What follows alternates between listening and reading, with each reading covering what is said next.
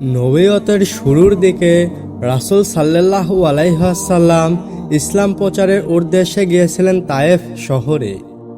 কিন্তু তারা শুধু তার কথাই শুনতে চায়নি, তারা উপহাস করেছে, অপমান করেছে, এমনকি রাস্তার পাশে দাঁড় করিয়ে দিয়েছিল ছোট ছোট ছেলেদের, যারা তাকে পাথর মারতে লাগলো।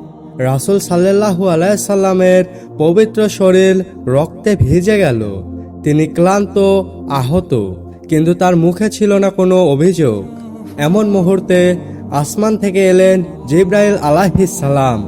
তিনি বললেন, হে আল্লাহর রাসূল, আপনি আদেশ করুন, আমি এই দুই পাহাড়কে ওদের ওপর চাপিয়ে দেব, সব কিছুর অবসান হবে। রাসূল সাল্লাল্লাহু আলাইহি ওয়াসাল্লাম বললেন, না, আমি চাই না তাদের ধ্বংস হোক, বরং আমি আশা করি তাদের পরবর্তী প্রজন্ম আল্লাহর ওপর ঈমান আনবে। তো বন্ধুরা, এই ছিলেন আমাদের প্রিয় নবী হযরত মুহাম্মদুর রাসূলুল্লাহ সাল্লাল্লাহু আলাইহি ওয়াসাল্লাম।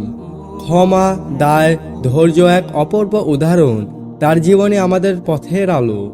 তিনি শিখিয়ে গেছেন ক্ষমা, দয়া আর ধৈর্য এক অপূর্ব উদাহরণ। তার জীবনী আমাদের জন্য এক সঠিক পথের নির্দেশনা।